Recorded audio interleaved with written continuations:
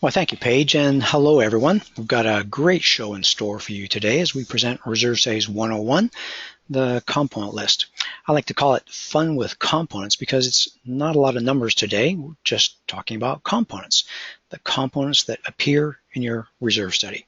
Well, I like these webinars because we know what we're doing and we can freely give away these insights and lessons without losing any of our own expertise. We can give away these insights without losing any of our ability to serve our clients. So it's not a problem of doing this for free.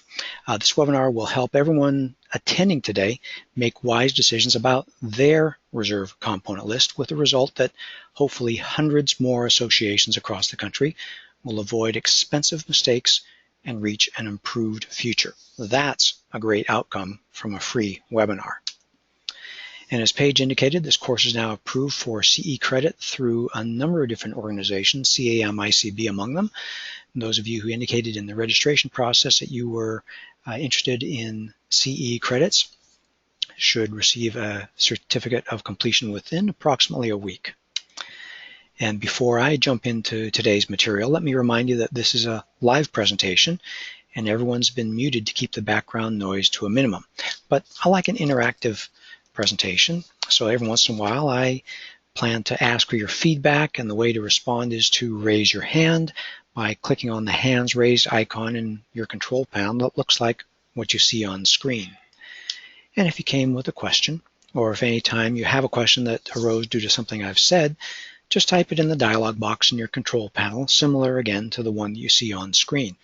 Paige is going to be monitoring that throughout our session today, and she'll select from those at the end during our Q&A time.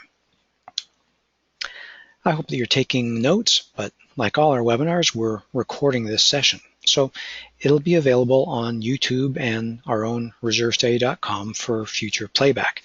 Another resource is an outline of today's program that we'll send everyone who fills out a brief survey at the end of today's session. So please fill out that survey and make sure you add some comments about what you'd like to hear in future webinars.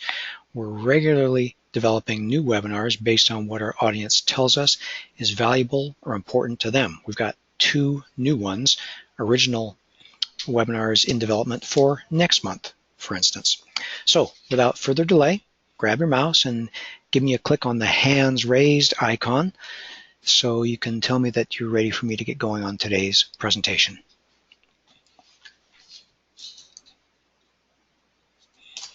Very good. I see hands raised all up and down the list. Okay, thank you. I'm going to click hands down, and we're off. So your job as a board member, likely in committee meetings like we see on screen, is to provide for the needs of the association. Your job as a manager is to help the board, facilitate the board as they run the association, and hopefully running it smoothly.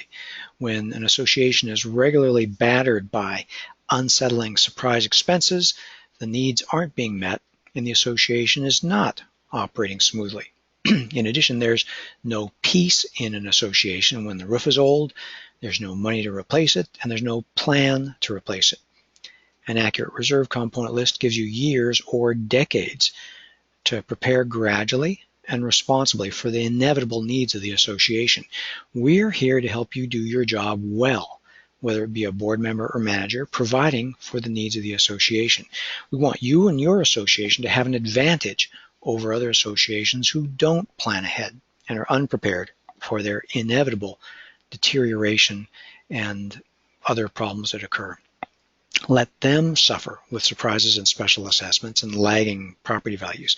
I want you guys here with us today to enjoy the advantage of planning ahead. Advantages like minimized risk of special assessments and surprises, minimized exposure to expensive deferred maintenance, and maximized home values. Those are good things, and they start when you have the right projects on your reserve component list. Now, to illustrate, this is a graph showing reserve expenses at a typical association. All the expenses, as you will agree, I'm sure, appear very irregular. But even though reserve expenses are irregular, they are inevitable and they are predictable. National Reserve Study standard principles help us see and plan ahead for reserve expenses 20 or 30 years or more into the future. That much advance warning allows you plenty of time to prepare. There are going to be plenty of surprises in life, but reserve expenses don't need to be one of them. Okay, and to set the stage, let me remind you that every reserve study has three parts. In the reserve component list, Page described it as the foundation of the reserve study, a calculation of reserve fund strength, and a calculated reserve funding plan. The component list identifies the scope and schedule of the reserve expenses facing the association. The reserve fund strength reveals how well your reserve fund balance has kept pace with the deterioration of those components. And the reserve funding plan reveals the reserve contributions that are needed to offset that ongoing deterioration. Now, today we're just going to cover the component list, which forms that foundation. We have two other webinars in this series, Reserve Studies 102 and 103. I ask you to join us as we present those updated versions later on this year, or you can see previously recorded versions on reservestudy.com or YouTube. The material I'll be covering today is all based on National Reserve Study standards. And while these standards guide us reserve study professionals, it's really the board members and managers nationwide who are the ones who benefit from these consistent principles. There's 300 and some thousand associations across the country, and these principles apply to all those associations. And here's where we get right at the start to the main focus of today's session. National Reserve Study standards have a stable and repeatable four-part test to determine which projects are included as components in your reserve study. And here's the test. Starting from the top left, it needs to pass all four of these elements in order to be a reserve component. It needs to be a common area maintenance responsibility, not private property or owned by another entity like management or the developer. It needs to have a limited useful life, not be something that's expected to effectively last forever. It needs to have a predictable remaining useful life. If you can't anticipate it getting to a particular point in time when it will need to be replaced, if you can't put a number on that deterioration, that dwindling remaining useful life, then by definition it is a surprise and you can't plan for it in the reserve budget. And finally, the project needs to be above a minimum threshold of significance, above what you can reasonably absorb into the ongoing operational budget. And that threshold is often in the range of 0.5% to 1% of the association's annual budget. If it doesn't pass all four elements of this four-part test, it shouldn't be in your reserve study. And with this test, your reserve funds will repair or replace only common area elements with a useful life, predictable remaining useful life, and with a significant, at least to your association, repair or replacement cost. And that's exactly the way it should be. There is no industry master list or no list proprietary to a particular reserve study professional that is the gold standard. The four-part test that I showed you limits confusion and variety of projects appearing in a reserve study. And the great thing is that this four-part test applies to all associations, the nice new ones, the high-rises, older associations, and maybe exotic or resort associations. Deterioration is inevitable, and the good thing is that reserve expenses are very predictable, so it's a good combination. The reserve component list allows associations to prepare, so all the owners pay their fair share along the way, and your association accumulates funds gradually over time in order to do the project on time and avoid dreaded special assessments. So you can come along with me on a couple of site inspections here as I take you on a walk around a couple of properties to show you how this works. For each example, what I want you to do is start practicing asking yourself if an asset is, start asking this four-part test. Is it common area maintenance responsibility? Does it have a limited useful life, predictable remaining useful life, and is it above a threshold of significance? So here's number one. At this association, the governing documents say that the air conditioning condensers are private property. So it means these don't, or it fails test number 1, and the condensers should not appear in the reserve component list. Very simple. And this association has concrete underground parking. This structural element, we're talking the structural concrete, is expected to last practically forever, life of the building. So because it doesn't have a limited useful life, it fails test number 2 and shouldn't appear in the reserve component list. Now, in that same garage floor is a sump pump. And this is a excuse me, critical common area component because it lifts water up from a catch pit at the low point in the garage, keeping the garage from flooding. Nobody that I met during my inspection ever heard it run, but the garage never flooded, so it must be working. The maintenance man said it's never been replaced in the 10 years since he's been at the property, and we know that a pump like this typically has a useful life of about 10 to 15 years, so it's reasonable to expect that the remaining useful life is close to 0, ready to fail at any time. So there's going to be some cases where you need to make some estimates. You may not have hard numbers. Reserve planning is not a field of certainties.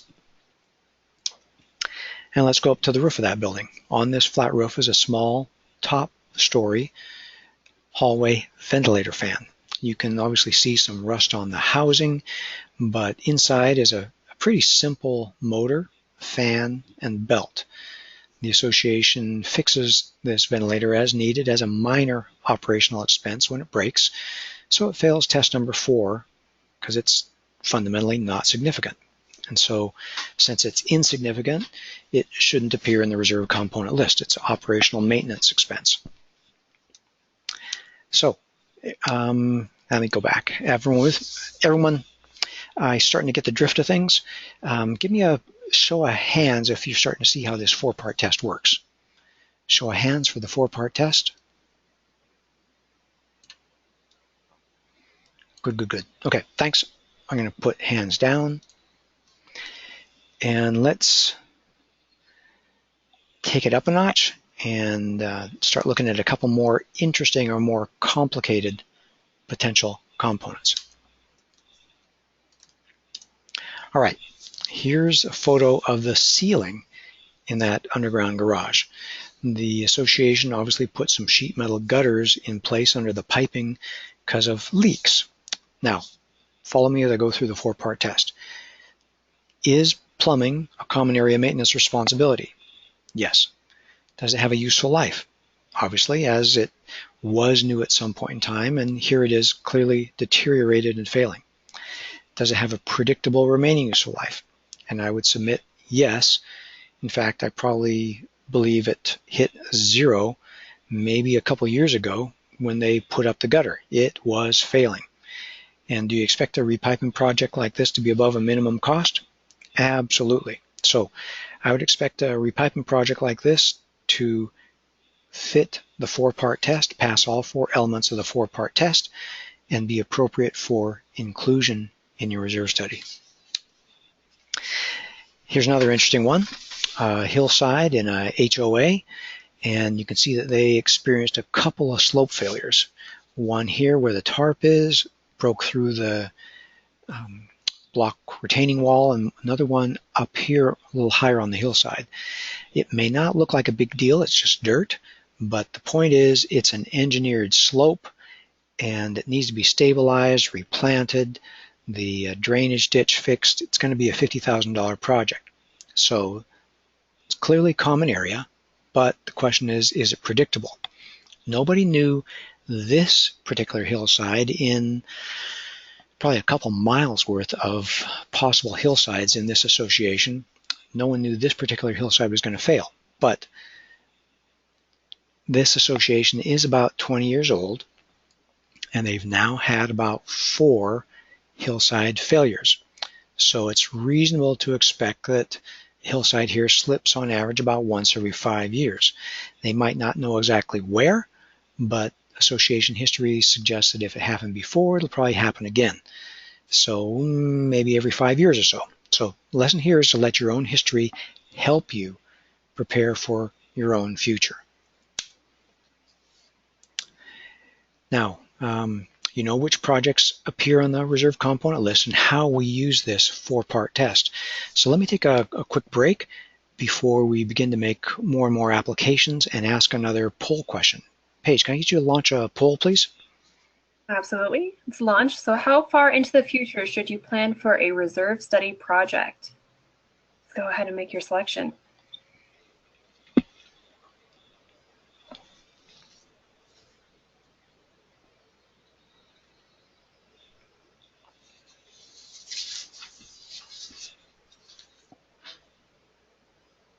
Okay, Robert, it looks like 59% are saying 30 years, but you are getting some other answers as well, 10 and 20 years.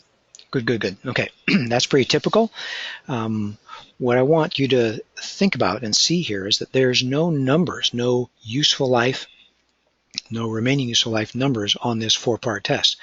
Now, obviously, you and I know that projections get fuzzier the further you go out into the future, but if a major project is significant and predictable, like a roof, a siding, elevator, a dock, a seawall, something like that, it's wise to have those projects appear on your reserve study. So predict them, anticipate them, and put them in your reserve study as soon as you can reasonably see them so you can gain the advantage of having all those years to prepare gradually.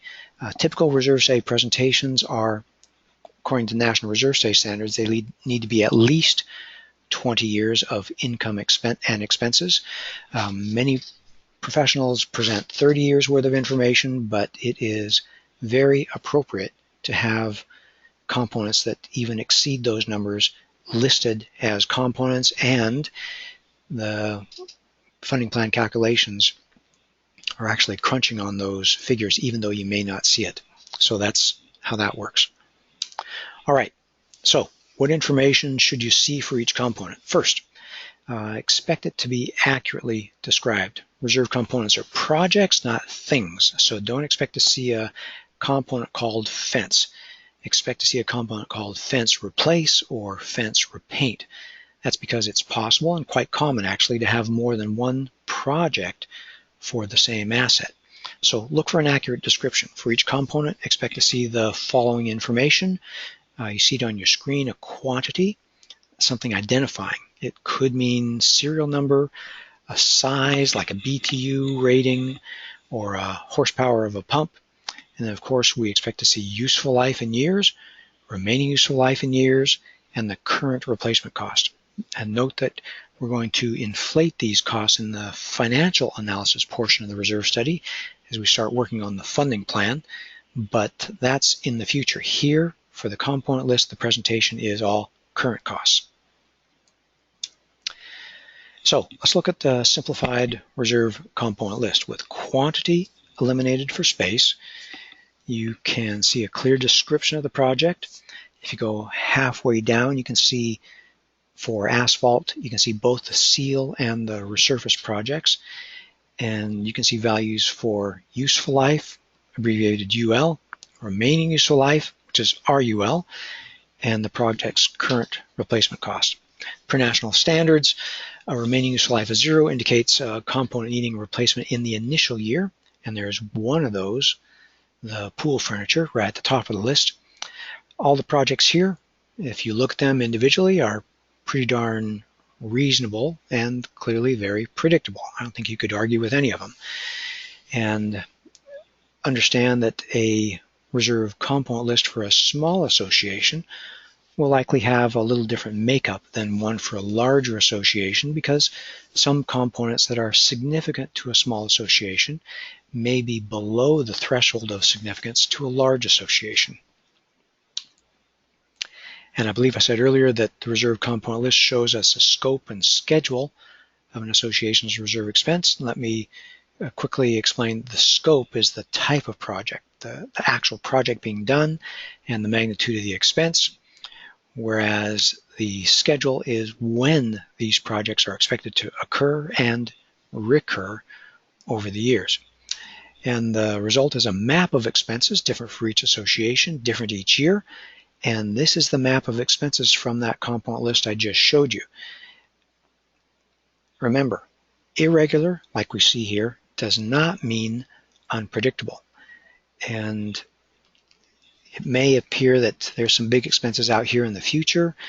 And again, you and I know that as these expenses draw closer, we'll get a clearer and clearer view of them. The estimates for useful life, remaining useful life, and replacement cost will all sharpen. They may move around a little bit, but they're all going to occur. If you ignore them because you say, I don't know with certainty, that's a mistake. Now, a typical reserve component list may contain anywhere from 20 to 60 items depending on the association, but I don't want you to be concerned about having to error check and double check all of those components. Typically just a few components dominate your reserve study. So take a moment to think, how many components do you think actually dominate the typical reserve study? Got a number in your head? It's typically 5 or less, usually 3 or 4, somewhere around in there. So it's just a few that really drive the total analysis. The reserve study is kind of like a budget, or the reserve component list is like a budget. You have, in any budget, you have a few large budget line items that are worth extra attention, but most are smaller line items. We don't want you to get overwhelmed. If you're planning to check your reserve component list, start with the influential ones. So, which are the influential ones?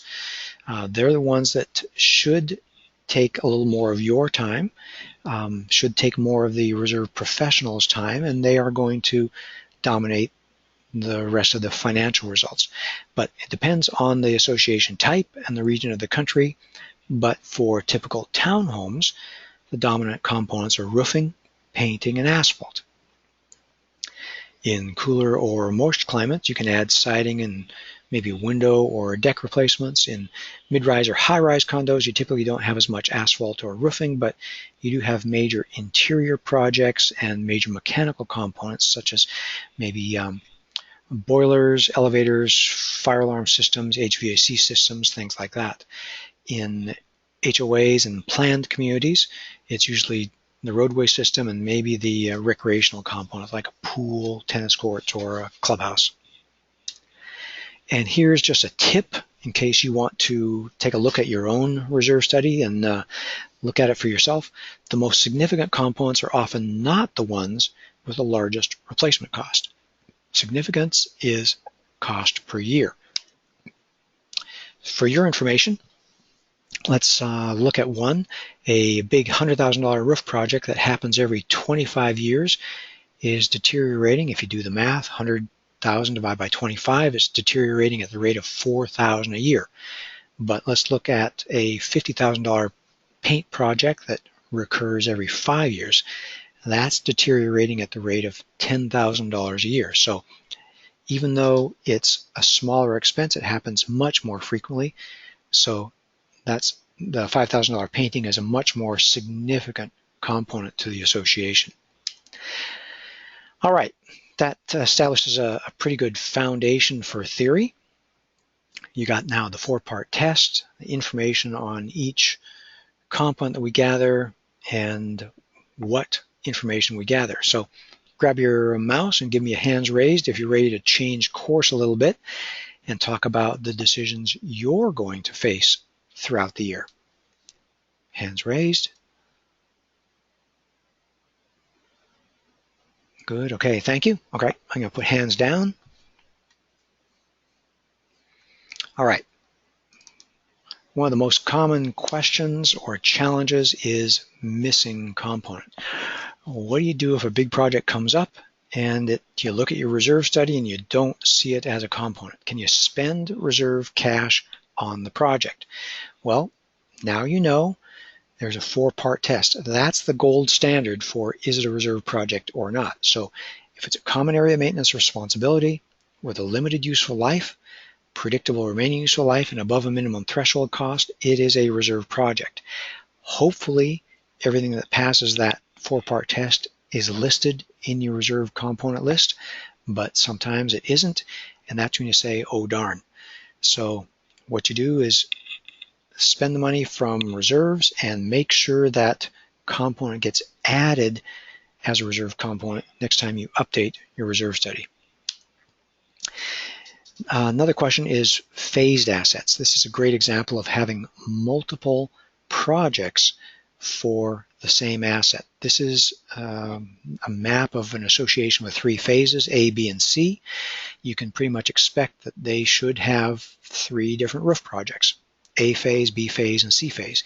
It may also occur in a project that, I just noticed it now, this building is gray, and let's pretend it's not phased, but let's believe that, unfortunately, this building burned down in a fire 3 years ago. So we have all these other buildings that are the original age, and this building is just 3 years old. So what once was one component may, due to circumstances beyond your control, become an extra component. So you may have phase 1 and phase 2, where phase 2 is this paired building due to the fire rebuild project. And let's suppose you have a whole lot of something, maybe perimeter fencing and sidewalk. This catches a lot of associations by surprise. Due to local factors, it may be sprinklers or trees, traffic patterns. You'll likely find the need for some local partial replacement. While you may not know the exact location, kind of like that hillside I mentioned a few minutes ago, you know that every few years you need some money to keep the asset in good shape by gradually replacing portions. So consider creating a partial replacement component, X% of the total, or 1/5 or something like that. Use your own association history of expenses to prevent future surprises. Now remember, if it's already happening and you're paying for it with gray hair and exhaustion of your operational miscellaneous budget, it's a whole lot easier on your association to provide for it in your reserve budget. Expense is the expense. That way your miscellaneous maintenance budget is available for other true emergencies at the association, not something that's scheduled and predictable. And can you do maintenance? The answer is, of course. So let's go back to the 4-part test. It doesn't have to be a literal replacement. There was nothing there about replacement. Most components need normal maintenance. When you're doing normal daily, weekly, monthly maintenance, like carpets being vacuumed or gutters and drains being cleaned, those should be funded from your operating budget. But some major components, like this cooling tower that you see, that refurb may be a $20,000 project every 10 years. It may be necessary to help that $150,000 cooling tower get to its 20-year design life. So let's think about the 4-part test. Is it a common area project, this maintenance? Yes. Does it have a predictable interval? Yes. Does it have a predictable remaining useful life? Yes, you know when it's coming.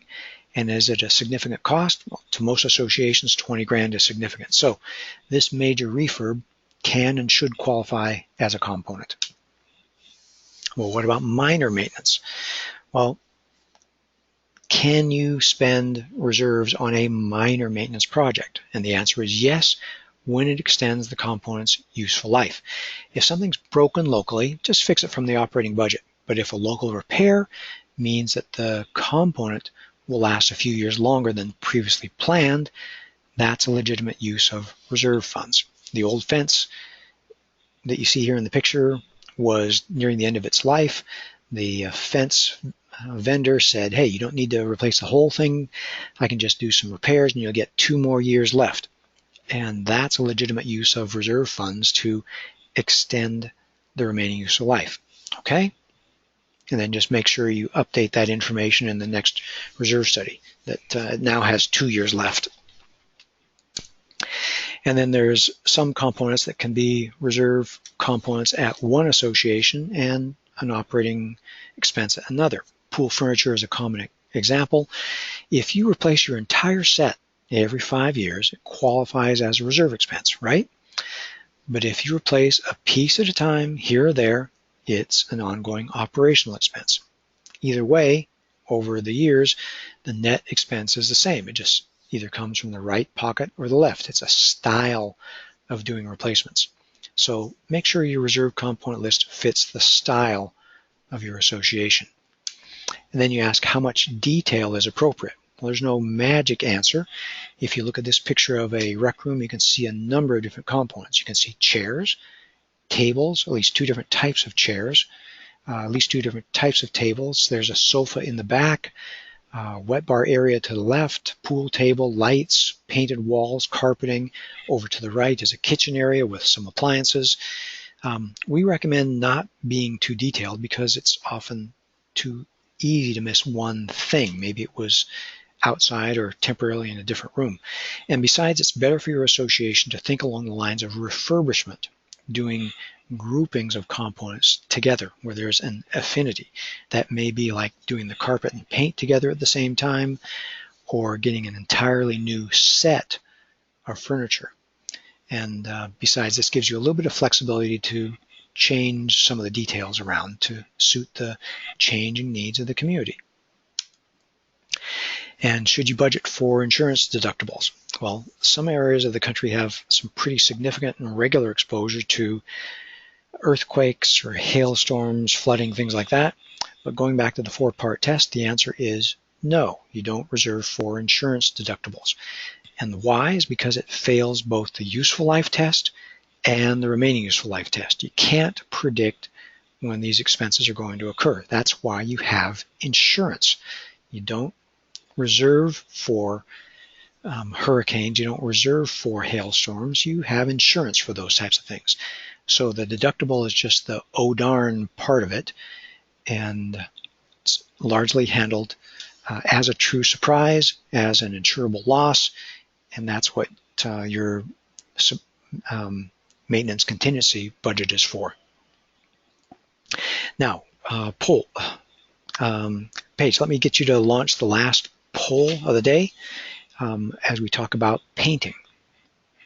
All right, there it is. Can you reserve for painting?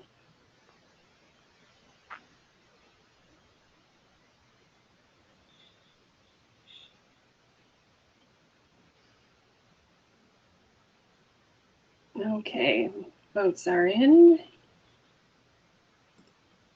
And it looks like, Robert, 73% say yes, and 21% says it depends. Good. I like that. Pretty typical answer.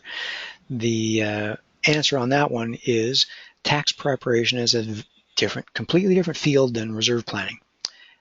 In addition to painting that we just asked about, other IRS non-capital projects that end up getting kind of caught up in this discussion are tree trimming, asphalt seal coating, some landscaping, things like that. The bottom line is you prepare your taxes according to IRS regulations and you prepare your reserve study per National Reserve Study standards. So if painting your building is a common area maintenance responsibility, if it has a useful life, remaining useful life, and a significant cost, it's a reserve component.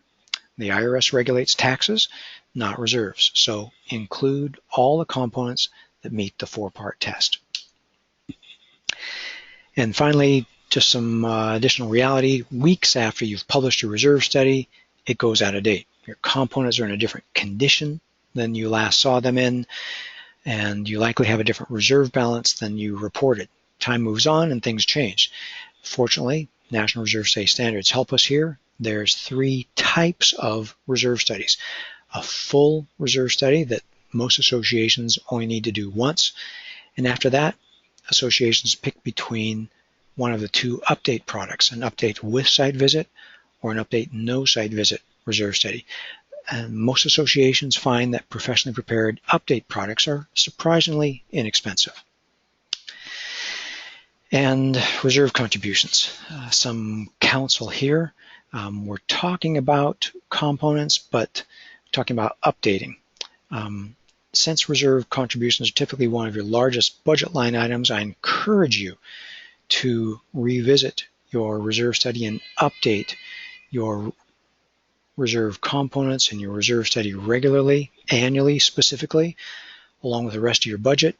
because if you're doing so, updating your reserve study annually, looking at the components, checking things, making sure you don't get behind or something doesn't surprise you, those associations that are updating their reserve study annually enjoy a 29 to 35% reduced special assessment risk. It's one of the easiest and simplest things you can do to avoid a special assessment or to lower your special assessment risk. And with a limited time, I want to offer you a couple of follow-up resources.